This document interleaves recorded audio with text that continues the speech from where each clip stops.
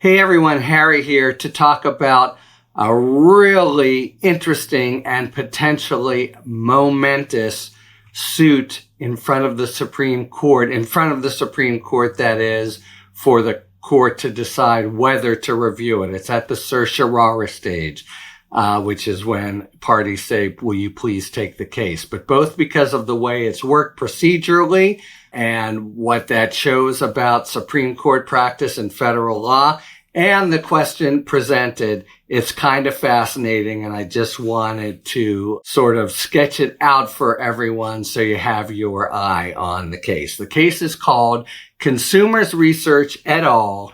Versus Consumer Product Safety Commission.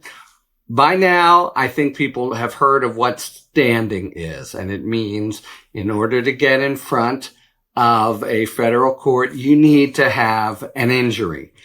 Some kind of real injury and not just an ideological opposition to the law. Nevertheless, so many modern cases are brought by people that really are ideological opponents of the law, and they cast about to find some little injury in order to justify. And here is, this reads like a law school exam. But the people who are challenging, bringing the lawsuit here, went to the Consumer Product Safety Commission and asked, as you can do, for some photocopies.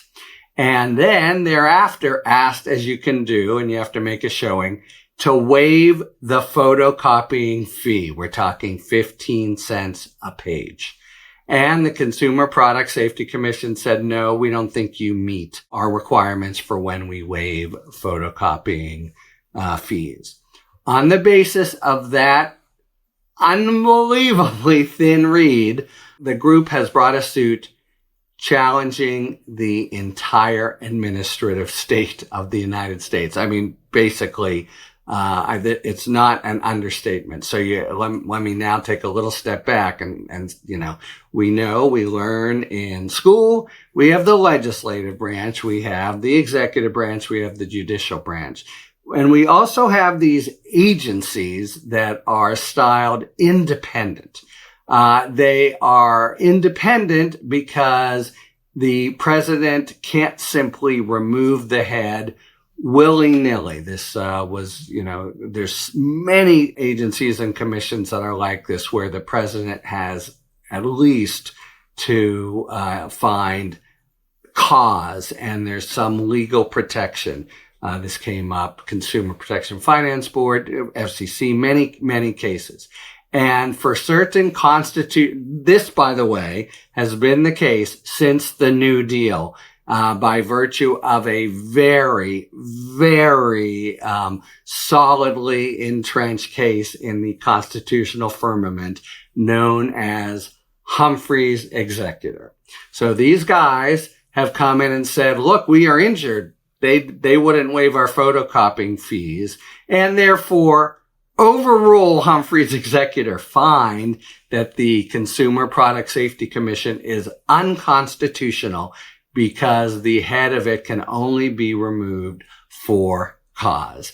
And that violates the Appointments Clause of the Constitution, which gives the power to appoint to the president, and to have fetters on the power to appoint and remove violates the constitutional scheme. I mean, for example, the president appoints the chief of staff. The president appoints the cabinet. It is completely understood and canonical. If he doesn't like the Secretary of Treasury, he fires him. He doesn't have to give a reason. There's a sort of academic debate. What if he did it for invidious, racial discrimination reasons?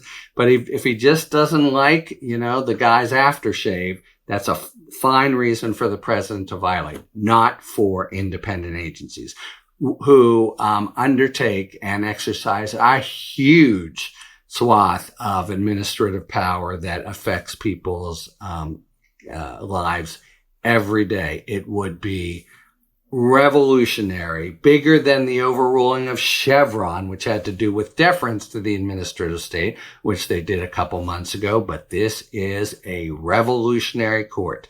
And there is, without doubt, a couple votes up there. Yeah, we'll get rid of the administrative state. What would follow there? I mean, bedlam and chaos and the undoing of the entire regime of limitations on the president's power to just get rid of people willy-nilly because he doesn't like the policy. It would totally upend the administrative state as we know it. Okay, so that, keep your eye on it because it's a really big potential case. But second, keep your eye on it because it's a really interesting thing about standing, because the United States has come in, the law is clear. It has to, there's all kinds of things that don't count for standing because they're too ideological or vaporous or not concrete.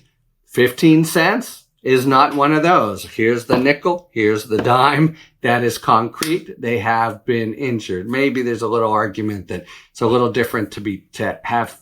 Well, they pay. So no, they've lost the 15 cents.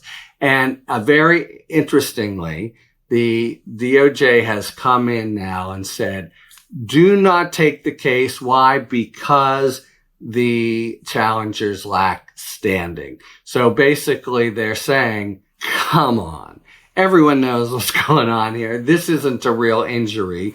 And to use this gossamer stick of gum injury to get rid of, and they put it this way, it shouldn't, if you have standing, you have standing, whatever claim you're making, right? But they're saying to use this 15 cents to get rid of a so well ensconced 80-year precedent that is a fundament of the entire governmental structure of the United States. That's just stretches standing to the point of absurdity. So deny this petition, court, because find these guys don't have standing, or to deny a petition, they don't have to actually decide that. They just deny it. But, there'll be plenty of, all that's happened here is an independent agency has been sued. That'll happen again and again and again by people who really have been injured.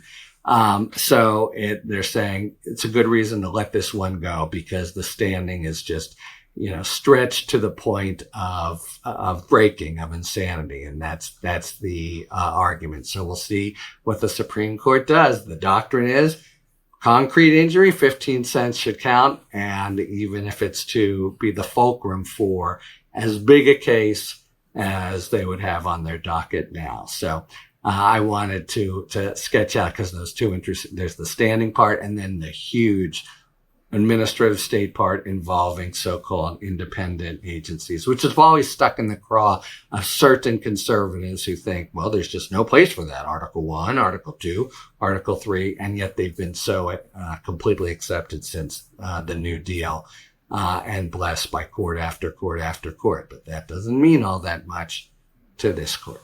So keep your eye on Consumers Research versus Consumer Product Safety Commission and see whether the court grants. If they do grant, that will be seismic, even that, because it will mean a very serious prospect that it'll be the vehicle for really transforming the administrative state as we know it. Talk to you later. Thanks for tuning in. If you enjoyed this video and other Talking Feds content, please take a second to like and subscribe. Talk to you later.